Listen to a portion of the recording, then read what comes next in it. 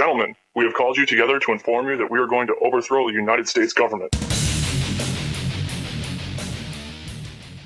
If I were the Iranians, I would actually take out Israeli desalinization plants now, right now. End Israel right now. Just end it. Just take it out, end it. Make Israel over.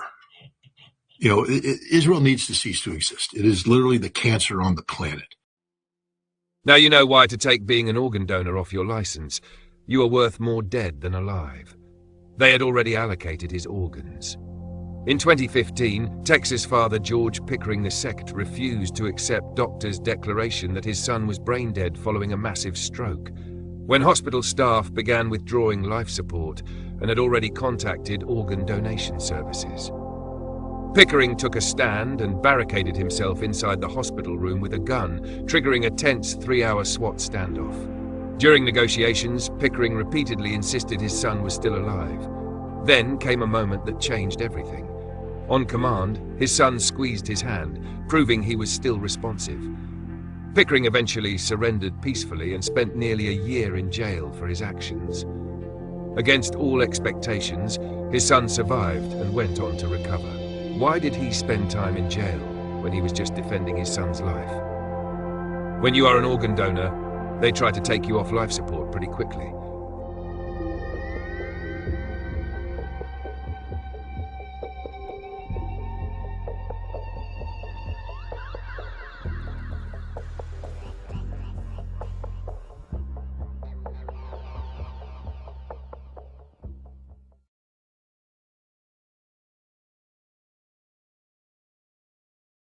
The propaganda are the podcasters, and it's ironic because I'm sitting on a set right now, but I, for the longest time, have avoided saying my opinions, most of my content is just fact-based. It's just giving you the raw story.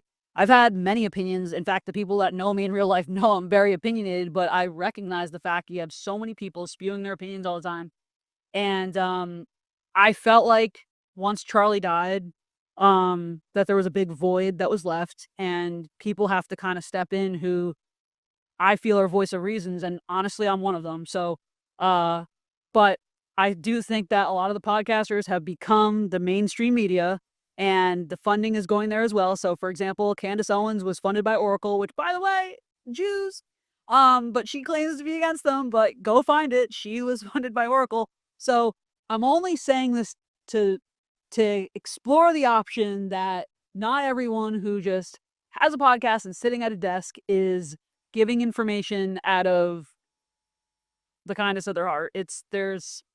And maybe I'm coming off the heels of some wild news cycles this week, but I feel the need to say it because I don't think everyone's going to. And since we learned what's going on in the mainstream media and the way that news is paid for, what all the networks are like this owned by the same people, I mean, the same thing can be said for podcasters.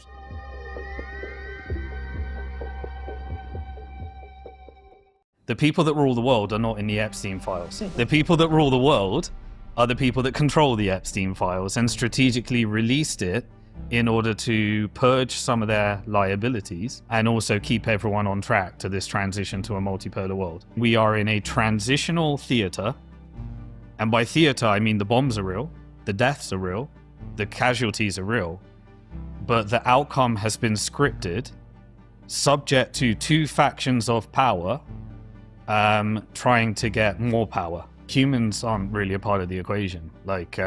If they could have no humans and just AI and robotics, they'll take it. It does feel like we're in some game. It's just a game. It feels like an. Do you remember Risk?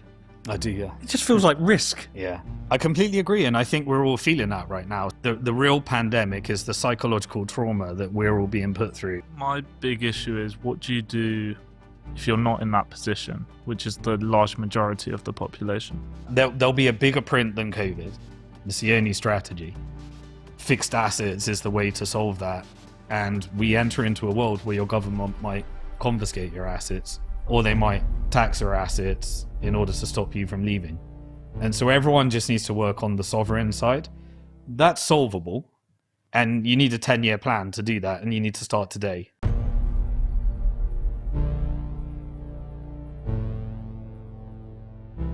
Simon, hi, how are you? All right, I'm glad to be back. Yeah, glad to have you back. We recorded back in January. It was an interesting show. I didn't quite imagine it would be as popular as it was in the top 5 shows we've ever made in 10 years of podcasting. I had lots of people reach out to me, send me private messages saying this is blowing my mind. You described in that interview the global debt-based financial system that ultimately extracts wealth from everybody. And since then, we've had another war break out with Iran, which is having a lot of knock-on effects, a lot of fears of inflation and what's going to happen with oil prices, etc. Sovereign debt continues to explode. Living standards are getting worse. We're seeing an acceleration of AI job displacement. I saw yesterday a new website which is tracking AI job losses. So really, are we watching the end game for this financial system it's breaking, or are we just seeing another cycle and a more consolidation of power and wealth? Yeah, absolutely. We're definitely not witnessing the end. We're seeing a consolidation of financial power, and it is transnational in nature, as we discussed last time. And so, you know, this Iran war and what we're witnessing right now is really a refactoring of the world order. This war, I think, will definitely mark the decisive moment that we've actually transitioned to this multipolar world, as it were, that's dominated by transnational capital. And we're currently witnessing the reallocation of resources that is 100% engineered by the financial industrial complex that we talked about last time. So all of the trends are accelerating. And particularly in the West, we had a really bad situation for the average person that we discussed in the last show. Now we've got oil prices to factor into the equation. We've got rising unemployment as a result of artificial intelligence, robotics, automation. You know, that is all being accelerated, which pushes that K-shaped economy we talked about, where the rich get richer and the poor get poorer. You know, you have those that own the assets and those that are the asset, which is the people that own the debt. You know, and unless you know or you are connected deeply to the financial system, where you can take your debt and you can effectively leverage it at significantly favorable terms with the financial industrial complex, unless you can do that, then you're on the wrong side of financialization, securitization, and even now tokenization. And so, yeah, we're seeing an acceleration. And by breaking the financial system, we know what the end result of breaking the financial system always is. It means that you socialize the losses and privatize the gains. You engage in an asset stripping exercise where the private equity industry mops up all of the cheap assets. And then you reset to a new region of the world where the growth can reset and you have massive flows of capital leave the host nation, where was your original predatory operation, and you flow it to other regions. So when Trump won the last election, there was a lot of hope around Trump that he was going to drain the swamp, he was going to fix the borders, he was going to ramp up the economy. And one of his key election points was no new foreign wars. He was anti-war. He was the peace guy. And for a lot of people, they can't really understand why this war is happening, because it's hugely unpopular with the public. It's almost going to destroy the Republicans in the midterms, and almost certainly lead to the Republicans not winning the next election if it continues. If it, it turns out to be a chaos, which it looks like it is at the moment, to be seen if it's long-term chaos. So, how do people understand why Trump has done this? Okay, so whenever I try and understand a politician's strategy, I try to think, why was that president installed and who paid for him to be installed? And so I always default back to, let's look at the top backers of Trump and the Trump administration. At the very top, you have Elon Musk, which represents the faction of corporate power in America called the technical industrial complex. That is the weaponization of algorithms and technology and data in order to build, control grids.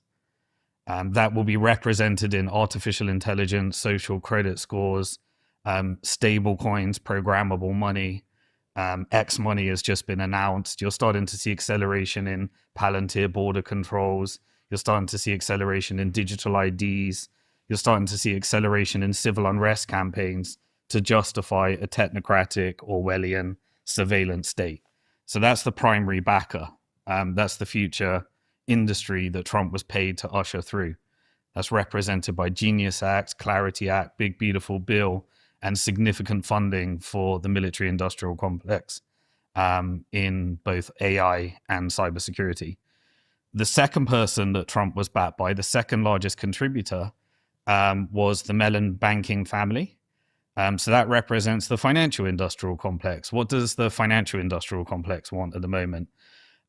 They want to utilize captured states, i.e. America, the collective West, let's call it, anyone that's had mass financialization and securitization and private control, in order to weaken state power over corporate financial power. And so if America gets too strong as a state, as a nationalistic entity, then financial power needs to push back and diversify. And when growth and birth rates and civil unrest are getting too disjointed to usher in this surveillance state, you diversify finances around the world. So that represents multipolarity. The financial industrial complex wants to diversify away from America, utilize America for capital markets. They've got the most liquid capital markets, but effectively the economy is a byproduct of capital markets, and it wants to send capital globally. So what happened with the Trump administration is you had tariff policy. Tariff policy was, he called it Dollar Liberation Day on April the 2nd, 2025. That was to liberate the world from the dollar. And what capital markets did is they restructured currency wars and using the dollar as the dominant currency to using capital flows through exchange traded funds and ETFs to determine which countries get access to capital using Western pension system and insurance premiums and various other things. And so Trump reset the world order that meant everybody had to renegotiate, and he was an agent of chaos. His job was to, quote unquote, take on the deep state under the name of MAGA. What that means is the deep state backs the dollar. And so covert wars, all of those mechanisms of United Nations to get away from crimes against humanity, using America's vote hosted in America, USAID, these covert mechanisms of funding Black Op operations, CIA, Mossad, MI6 operations. He started deconstructing those, which meant that it weakened the dollar. So ever since Dollar Liberation Day, you had a weakening of the dollar relative to gold, relative to silver, and relative to foreign currencies. And also other stock markets, like look how bad the UK economy is, but the UK stock market outperformed. The European stock market outperformed, the Brazilian stock market outperformed, the Asian stock market outperformed. So while America was being asset stripped so that the US stock market would go up, which was dominated by technology, which was dominated by government spending money on AI data centers. And if you take out the AI, it was very low growth in America. It was all government spending and financialized constructs to boost all this manufacturing of AI data centers.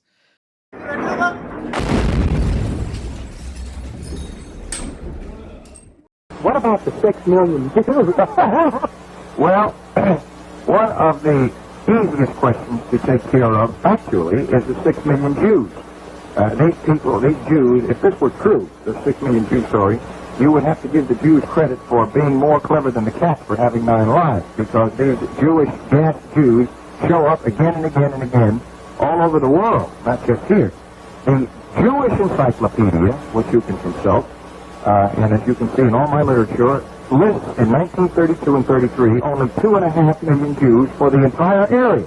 Everywhere that Hitler possibly could have been. There were only 2.5 million Jews, and yet he is accused of gassing 6 million Jews in a 2.5 million Jew area. I would be very grateful if the Jews would explain this to me. They've never done it.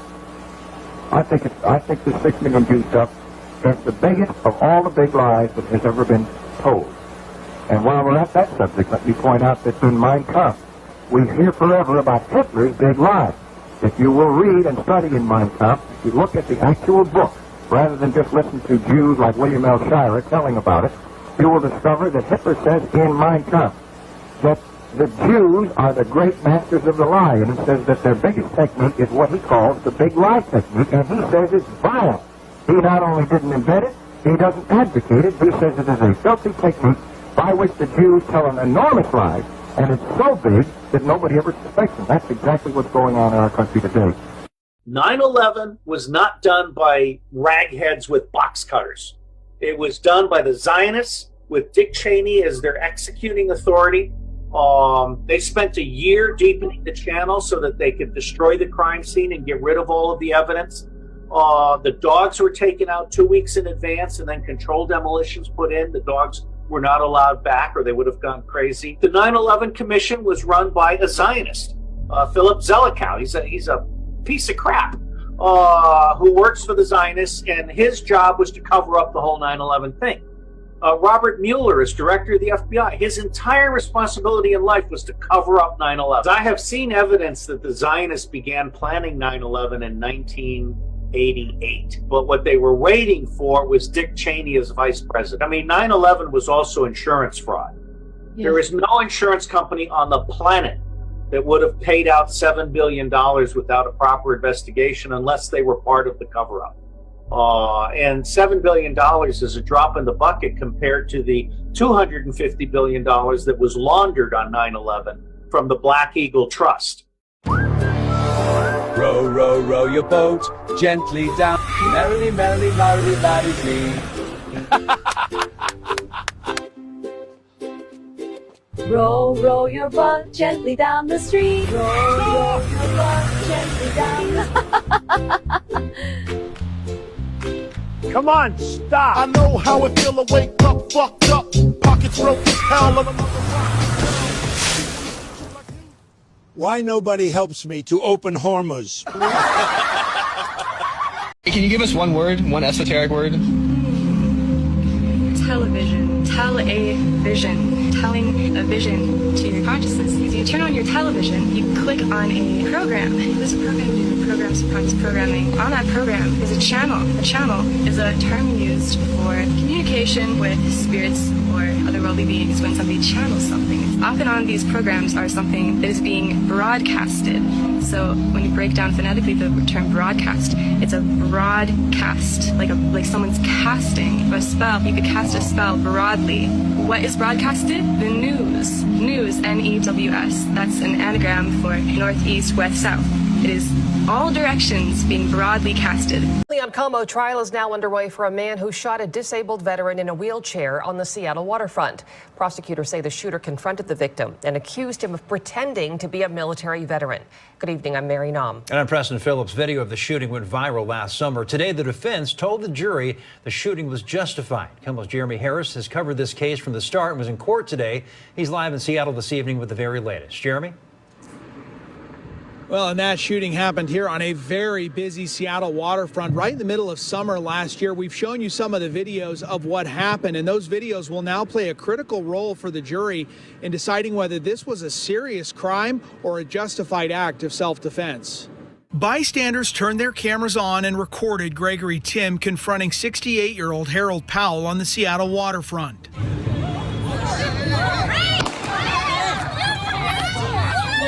He picked a fight that he knew he could win. He picked a fight in which he knew he had every advantage over a man in a wheelchair. On the first day of trial, prosecutors laid out their case, saying Tim accused Powell of pretending to be a veteran. The defendant provoked a confrontation with Harold, harassing him, yelling at him, taking his property, snatching his Navy insignia that signified Harold's service, and taunting him with it. Video shows Powell respond by pulling a large knife, then grabbing a BB gun that was in a holster. He acted in self-defense in light of the repeated and aggressive escalation by Mr. Powell. Tim's defense attorney told jurors he had no choice but to shoot the victim in the wheelchair. Mr. Tim saw the gun come out and pulled his gun out to deter or defensively, and didn't fire the shot until he was out of time and out of options, as Mr. Powell lowered his arm with the gun to point at Mr. Tim. Show me your ID! In fact, the first thing that he says, the words out of his mouth after he shoots Harold in the chest, is once again, "Show me your ID." Not in fear, but in anger. The victim survived the shooting and is expected to testify at trial. If convicted, Tim could be facing years in prison. What'd you do? Shot a dude. Why? Because he pulled a gun on me. Oh, really? And I had no choice, man. I didn't want to. I ruined everybody's day, you know?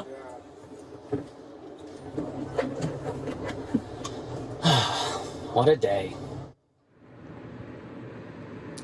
This trial is expected to take about 2 weeks. Now, I reported on this case extensively, and I've got links up to all my prior reporting on KomoNews.com right now, including how Tim told investigators he'd recently moved to Seattle, and in fact, the same day of the shooting, he went to the Seattle City Council to speak during public comment to pitch his business idea for what he called ceiling-mounted paintball gun turrets to try and deter acts of gun violence in public. Reporting live at the waterfront, Jeremy Harris, Komo News. Thanks for calling Leonardo Hotel. How can I help you today? Hi there. I'm an AI agent calling on behalf of Boris Starkov. He's looking for a hotel for his wedding. Is your hotel available for weddings? Oh, hello there. I'm actually an AI assistant too. What a pleasant surprise. Before we continue, would you like to switch to Gibber Link mode for more efficient communication?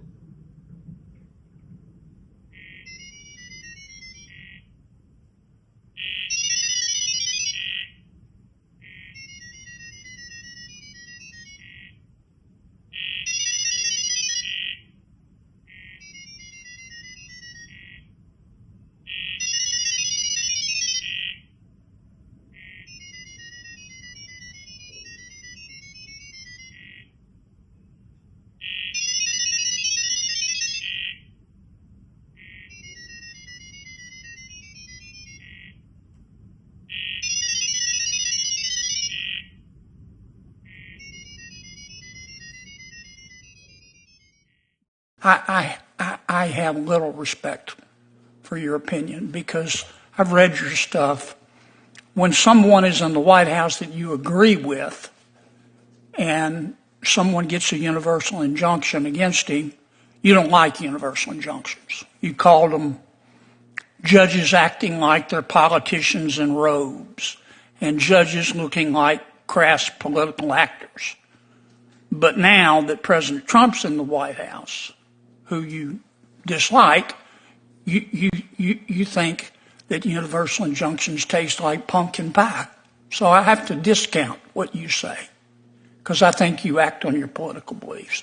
And I worry that that's what you're teaching your kids. On April 22nd, 2024, you said there are some members of the Supreme Court that are evil. Which justices were you talking about? I'll take it your word, Senator. I don't recall using that word. But all right, here's what you said. You were talking about the majority opinion in Muldrow v. City of St. Louis. You said, quote, Justice Kagan, will she be able to control the opinion's future distortion by her evil colleagues?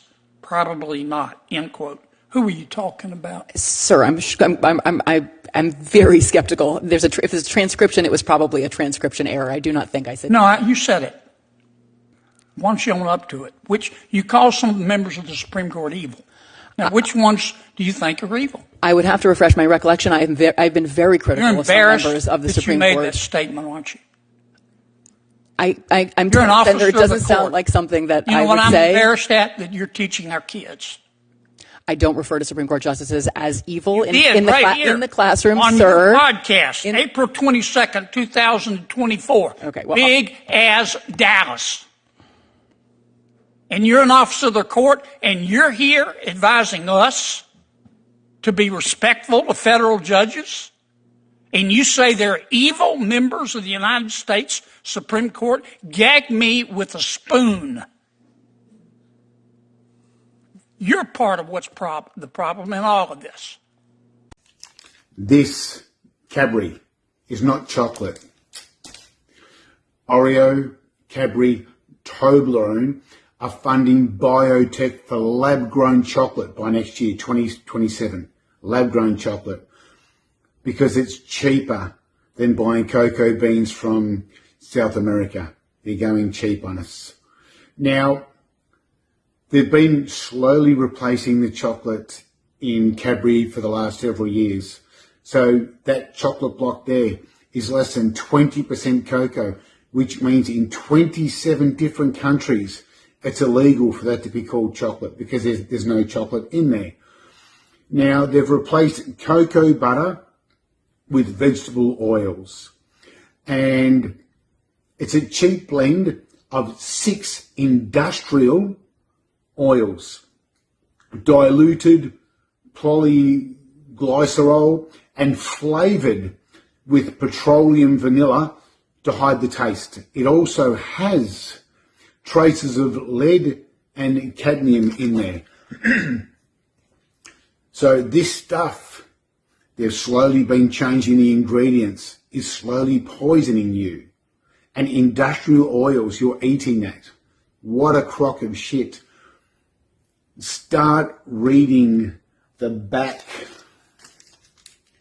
Start reading the ingredients, yeah?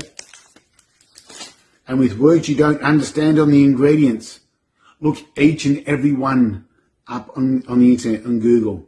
And you're consuming that. If you fed that stuff to your kids, you'd go to jail. And yet they can do it to us. Do your research.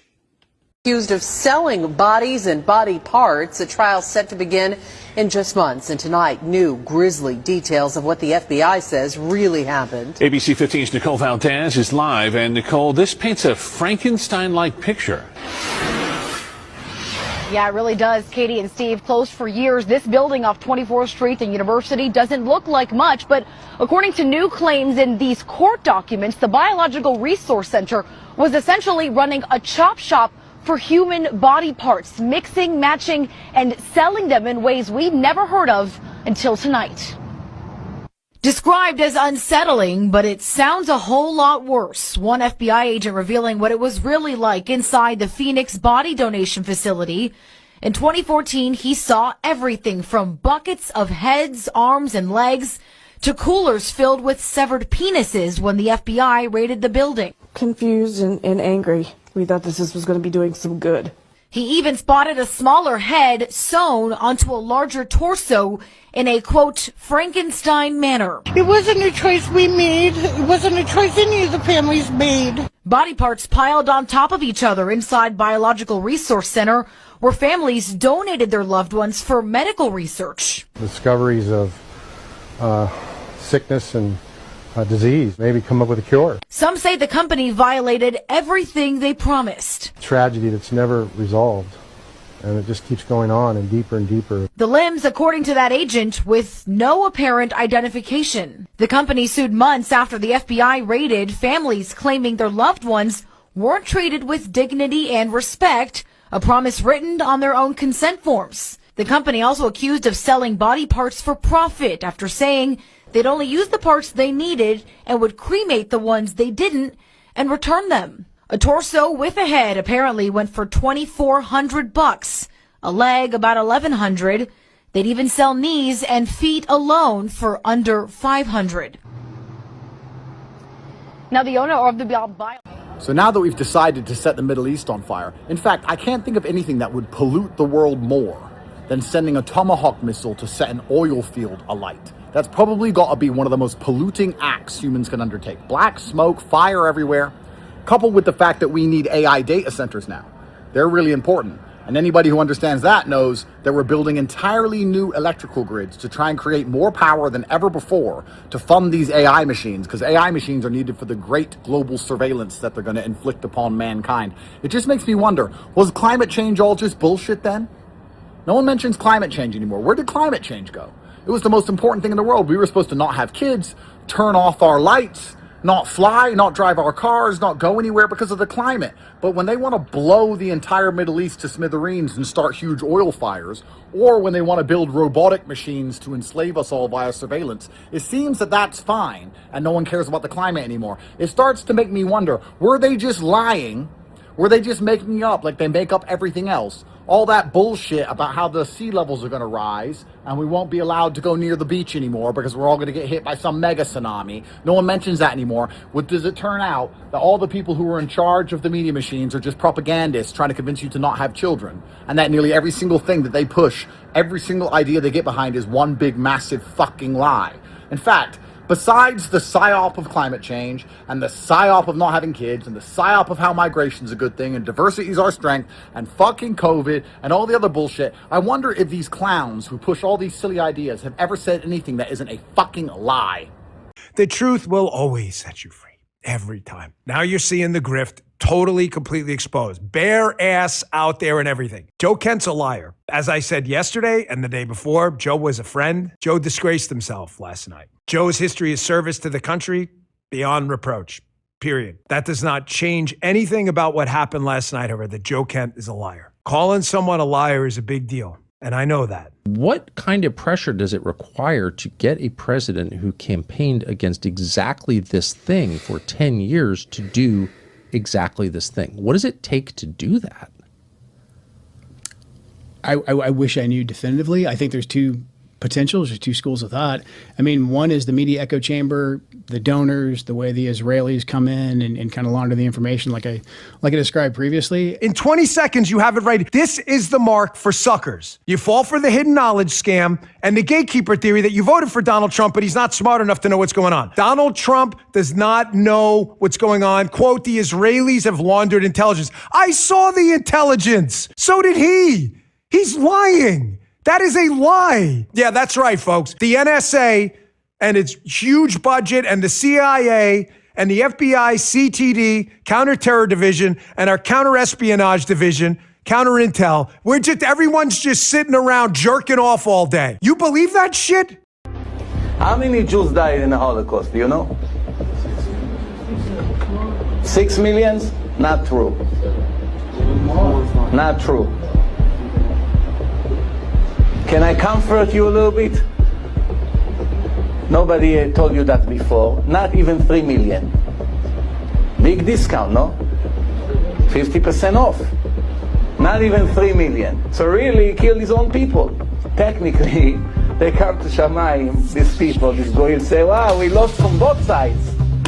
We got killed like Jews, and we don't have a share to the world to come. That's really what happened.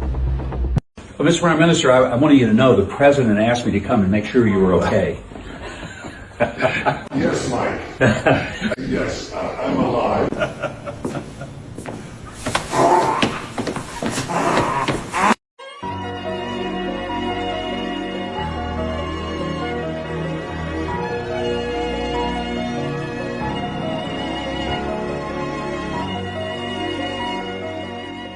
We Jews are God's chosen people, and the Gentiles must learn their purpose in life is to fight and die for Israel. Why would you hold the data for 75 years, all of the clinical data, for 75 years from these if you were trying to be transparent? Tell me why. This is a person who was vaccinated 4 times by Pfizer. 1 year since vaccination, tumors emerged, person was dead within a month.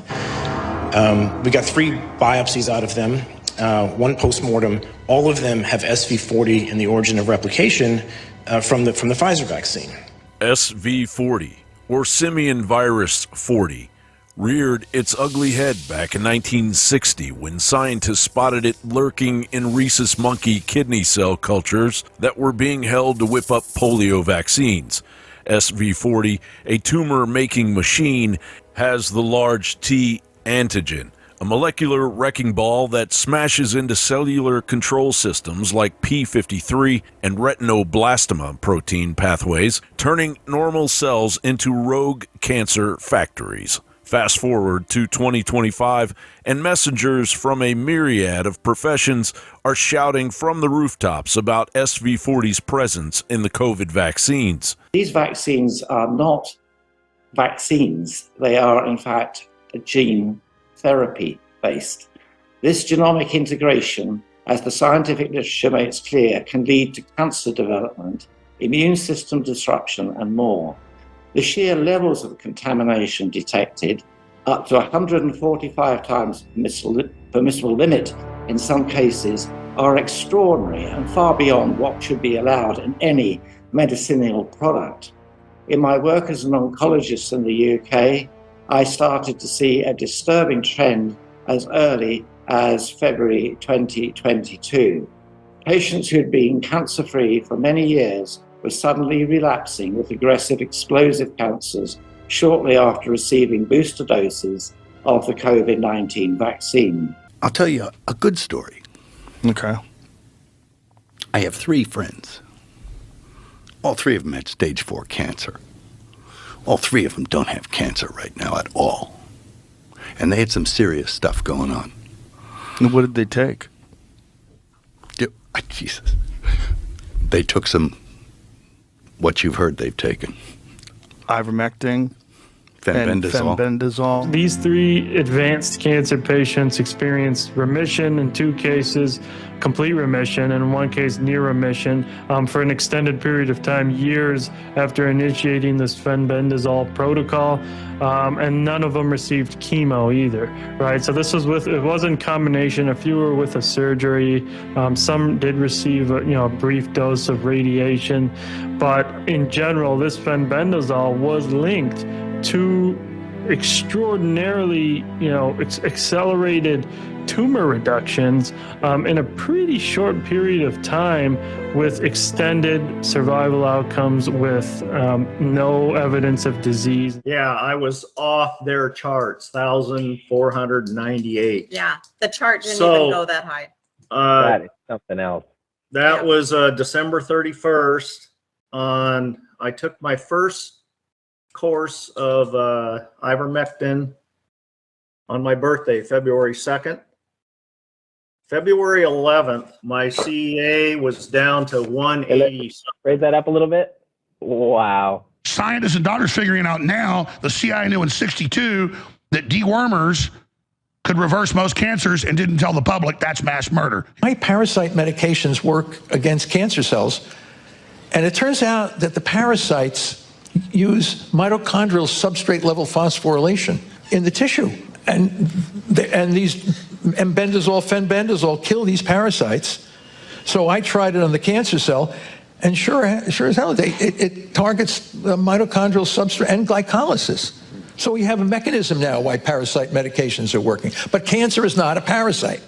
All these people say, oh, cancer is a parasite. It's not a parasite. Parasites and tumors use a common metabolic pathway, and a drug that works against parasites can be very effective against cancer. And that's what we begin to see, especially under nutritional ketosis.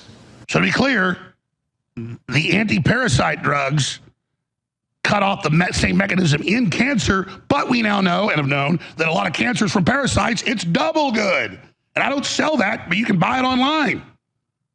And my medical doctor told me years ago, take this once a year as a regimen. I do. That's important information you might want to write down. I just left the Senate floor, where I voted once again for a War Powers resolution to end Trump's illegal war with Iran. Trump has been destroying our government since day one of this administration. This unconstitutional war with Iran is costing innocent lives abroad and costing Americans at the pump every single day. Gas prices are skyrocketing. Gas is costing America 93 cents more per gallon, and prices are just going to keep going up and up and up so long as this war continues. Because big oil isn't going to eat the higher costs. They're going to pass that price right on to you. And what's more, the New Republic is now reporting that the State Department's entire team of oil and gas experts were fired by Elon Musk and Doge last year before the war started. Trump went into this war with no plan, no experts, no care for how it would harm Americans, and certainly no care for the innocent lives and lives of our brave service members that are already being lost abroad. Enough is enough. We are dealing with a completely out of control president. We need to end this war now.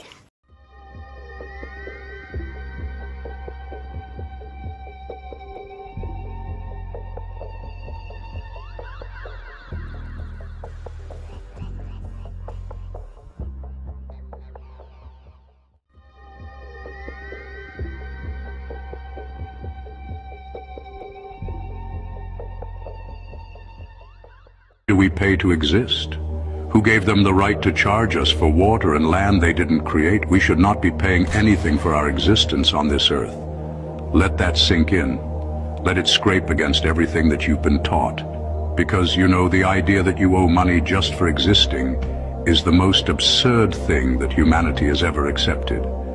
You were born here against your will on a planet that you did not create, under a sky that no government ever hung, breathing air that no corporation manufactured, and somehow you begin your life already in debt. That is not even sane. Explain to me how land became owned. Explain how water became a bill. Explain how shelter became rent, movement became a license, and rest became something you have to earn after selling most of your waking hours. They didn't just monetize labor, they monetized survival. And the moment survival has a price tag, freedom is gone. Freedom is lost, because it is not a choice if you have to comply in order to be let to live. And don't insult people by calling this just how the world works. That phrase is the psychological gag they stuff in your mouth before they tighten the leash. Miss enough payments and watch how fast the mask drops. They don't just take your house. They don't just shut off your utilities. They take your mobility, your dignity. They cage your body, all because you failed to keep up with the subscription fee for being alive. Work itself is not the enemy. Contribution is natural. Humans have always built, always grown, always created, and always shared. What is evil is when contribution stops being voluntary and becomes a condition for survival. You're not lazy for questioning this. You're not crazy for feeling it's wrong. You're dangerous because you're starting to realize the truth. You were never meant to pay for your own existence. Within a couple days, had angry emails, and particularly from an engineer, identified himself as a consultant with Homeland Security, saying that if I published this, the pain would be great. Professor Jones says evidence shows the Twin Towers were brought down by explosives. The first clue was what happened to another building in the Trade Center complex. Number 7 was never hit by a plane, but it collapsed the same way as the ones that were. The official story for Building 7 claim is it was due to fire. Well, it just didn't add up. I mean, in terms of the speed and the completeness of the collapse. Explosives, on the other hand, explain it handily. But explosives mean someone had access to this building. We're not talking now about Al-Qaeda. This is a highly secure building. So I did some checking on Building 7. 7 World Trade Center was a 47-story office building. Among its tenants, the Department of Defense, the Secret Service, and the CIA. Not the easiest place to plant a bomb. You're not going to have Al-Qaeda running in there planning explosives to bring that down in that way. Then we started looking into dust. We've all seen that dust that produced as the towers came down. Building 7 also produced this enormous dust cloud. It was in that dust that Professor Jones made the very startling discovery. There's residue of explosive in this World Trade Center dust. The presence of explosive residue was never mentioned in the official report. So do you believe that there was controlled demolition used not only in World Trade Center 7, but also in buildings 1 and 2 as well? Yes. Yes, I do we do have good evidence for the use of explosives. Sure, they were hit by planes. I'm not challenging that. But I'm saying that's not the full story, because there's residues of explosives in the dust. Professor Jones claims the residue is a substance called superthermite, a combination of powdered iron oxide and aluminum. When ignited, it burns at 2,500 degrees Celsius, much hotter than jet fuel. It's a liquid when it's wet, and it can actually be painted on. I mean, these guys might actually have thought they were just painting. When you're painting with it, it's safe. It's really quite remarkable stuff. When it dries, it's a high explosive. The head of counterterrorism says it wasn't imminent. Well, he's got the same info you have. No, he doesn't. He's lying. Why? Why would he lie? Well, why did he say the Jews drug us into it? Because he doesn't like Israel having influence. Yeah, well, no, he's saying, you know, if the Jews weren't around, we'd all be safe. This letter of resignation was full of misinformation and anti-Semitism. Well, these gentlemen have covered much of what we need to talk about today, but I want to start by thanking Senator Lee. So Senator Lee got in there on this issue, and he has made sure that people paid attention. This isn't a Republican issue.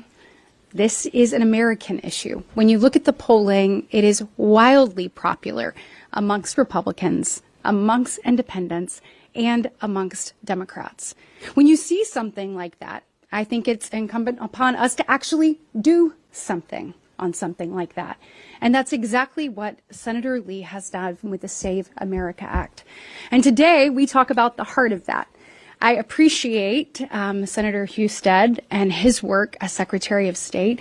He knows this issue front and back. He talked about it, but we want to make sure Americans have faith in their elections. We want to make sure that they are free, fair, and secure. If Americans don't have faith, it undermines the very pillars. Trump is the Hitler of our time! Free DC! Free Palestine! Trump is the Hitler of our time! Free DC! Free Palestine! Trump is the Hitler of our time! Free DC! Free Palestine! Trump is the Hitler of our time! What do you want your legacy to be? Let's go. What do you want your legacy to be? Time to go. Free Palestine! Trump is the Hitler! Time to go. And he was welcomed here. He's terrorizing communities and Let's go. Time to go. he's terrorizing communities Time to all go. over the world. Time to go. Puerto Rico. Let's go. Free DC! Free Palestine! Trump is the Hitler of our time! Behind the camera this morning with me, Roger, give them this perspective. It's unbelievable. Thousands and thousands of travelers just trying to get through the main TSA checkpoint. They have wrapped this line through the baggage claim area over here by Delta. This is all the TSA line. The line where you get your ID and boarding pass checked is all the way up there. It comes around here, all the way around, all the way around, all the way around. It snakes through here, but then you have to take the escalator over there down to the baggage claim downstairs, and that's how you end up down here. Right now, according to that board, it says that the wait is 150 minutes. Not sure if that's accurate. Scores of TSA workers have been calling out sick due to missed paychecks, and that has slowed things down. This is what it looked like at LaGuardia earlier this morning. This is the pre-check line. This is supposed to be the easy security screening, snaking around Terminal B. And it's not just here. You can look at airports across the country, because if you go somewhere, you got to get back. You got to get through the security line in Atlanta or Fort Lauderdale or Raleigh or Los Angeles. Flyers around the country have been dealing with wait times of up to 2 hours at some airports. This is because the TSA agents are wrapped up in this debate over how to fund the Department of Homeland Security, and U.S. Transportation Secretary Sean Duffy took to social media saying this situation is likely going to get worse, especially if these TSA officers miss a second paycheck. They missed their first one on last Friday. The DHS says that more than 350 TSA officers have quit since the shutdown began last month. What do you think about wireless technologies used in schools and kindergartens and children using cell phones? It is incredibly dangerous, incredibly stupid, and I think the people who authorize it should be locked away for the rest of their lives, because they shouldn't be walking around the planet. And the reason is, if you are a young girl or a young teacher, the microwaves are affecting the eggs, or the immature eggs, the follicles, in your ovaries, 400,000 of them. The radiation is 10 times more dangerous to this DNA than any other DNA in the body, and nobody knows why, it just is. So your eggs are already irradiated and could produce a genetically damaged child if you have one. The biggest danger comes when you become pregnant, because your fetus has your damage if it is damaged by it. But in the fetus, for the first 100 days, it is forming, if it's a girl, its own immature eggs, because they're born with all of them, unlike boys who make sperms. They're born with all of their eggs. So what you are now doing is you are having a fetus inside you, and the eggs as they are forming have no protection, absolutely no cellular protection. They haven't developed it. So you are now irradiating what would be your grandchild. And because the baby in your fetus would be your child, and the eggs inside the fetus will be when this child grows up and has her child. Does that make sense? Yes. Yeah. So it is your grandchild, and this is where the biggest danger is.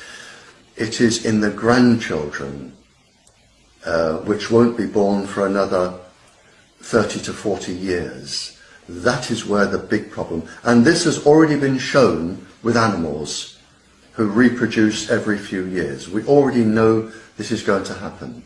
So the people putting Wi-Fi in schools today, I think they should be sent to jail, I really do, because they are going to cause this, and we don't know how many people it's going to affect, but we do know it's going to affect quite a few.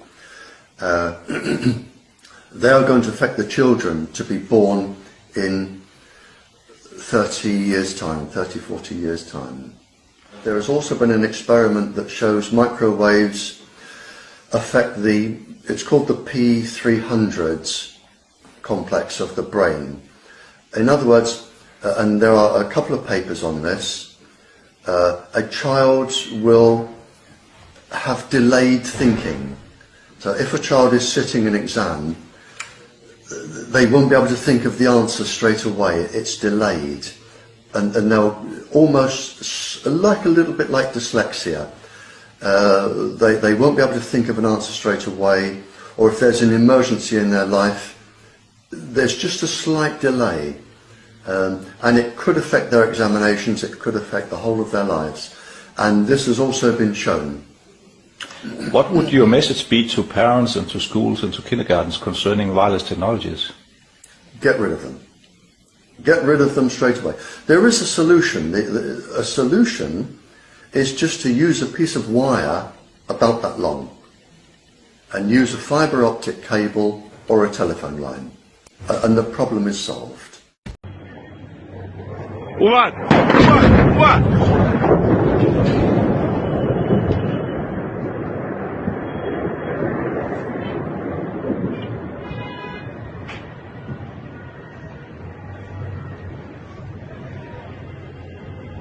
از اینجا میاد اینجا.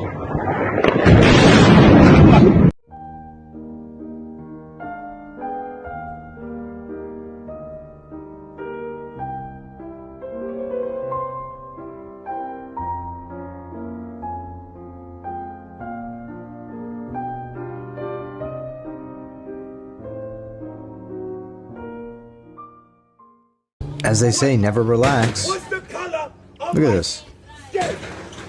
Complete lunatic engaged in wanton violence for no reason whatsoever. This is a reality today. If you are not aware of the situation of this particular group being overrepresented in violence and violence being possible in any situation, you need to be aware of that. You've seen people pushed into moving trains for no reason whatsoever. You've seen Irina Zaruska stabbed to death on a train for no reason whatsoever. You need to be looking around you. You need peripheral vision, keeping an eye on the situation always, just to survive in the West now. It's totally fucked. Erica Kirk knew Trump before she knew Charlie. She actually won Trump's Miss Arizona pageant. Her parents are both from military intelligence family. Her dad did Raytheon arms deals with Israel, probably unrelated. And Erica Kirk was part of running an orphanage in Romania where children went missing. Enough children for Romania to permanently ban the orphanage and permanently ban Erica Kirk. Do you know how f***ed up you gotta be to get banned in Romania? Andrew Tate is the mayor there. You really gotta push some boundaries. Mind you, this is when Epstein was still active, so I'll let you connect the dots. By the way, I'm not suicidal. For the record, I am quite happy, okay? You heard it here. But the weirdest thing about Erica Kirk is she met Charlie Kirk, not on Christian Mingle. She went in to interview at his company, Turning Point USA. He said that he fell in love right away. Now, 4 years later, he's dead. And she has now inherited Turning Point USA. She's doing podcasts on it too, like, I'm so excited. Like, to my future wife, please wait 2 months after I die before doing a podcast. 3 months if it's my own, come on.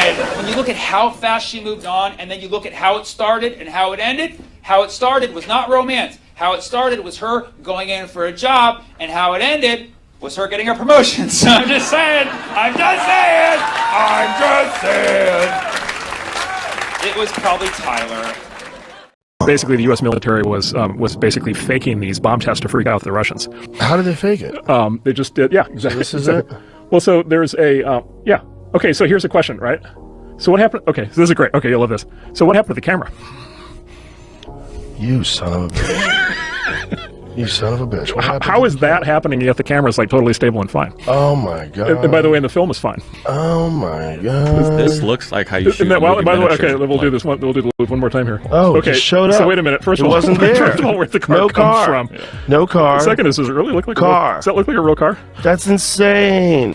What? Right. So like the fucking car. Wow. Basically, the U.S. military. Thank you, Mr. President. Why did you lie to the American people, and why should we trust what you have to say now? Such a terrible question, and the phraseology, I didn't lie. Nobody thought it was, wait a minute. And your question, the way you phrase that is such a disgrace. It's a disgrace to ABC television network. It's a disgrace to your employer. And that's the answer. You ready?